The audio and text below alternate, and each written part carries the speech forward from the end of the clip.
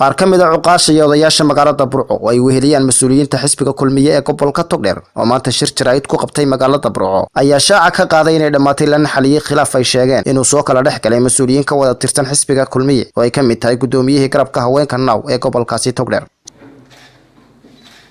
waxaan halkan ugu talagalay maanta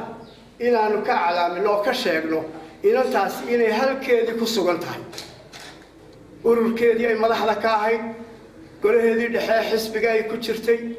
gobolka hawshii ay u haysay iyo qaranka waanu ku heshiinay xisbigana arintana waxaan u qabanay inantii maalintii dhaweyto inta ay isqabteen dhalinyaro carootay ee tidhi xisbigiina waa ka baxay waana iscasili arinta iyada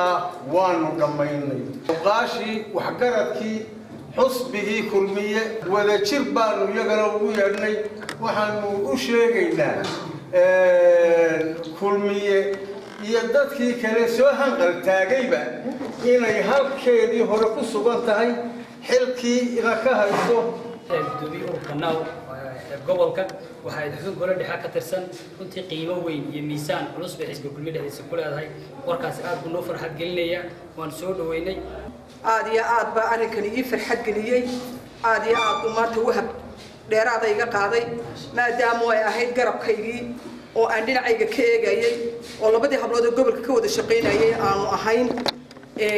waan ku faraxsanahay taana deeqaan uga mahad celinaynaa cadho kadib inay soo noqoto xisbigeedii iyo madaxnimadeedii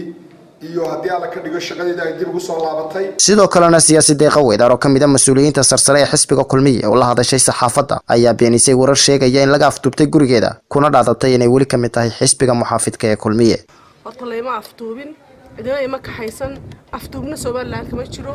waa xor iyo xalaal nabadgelyo taala amaan baa taala qof kale waa la afduuba waa la ka haystay horta uu khaldan yahay dadka saxaafadda gurigeyga geeyay carruurteeda kaga oohinayaan aad bay u khaldan yihiin anigu waxaan leeyahay geed banka baxay meeyo horta tol baan leeyahay marka horeysa ururkana waan iska casilay balaaran baan iska casilay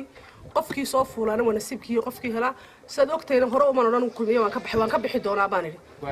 stiil kama bixin Habib Ciga Xasan Universal TV magaalada Burco.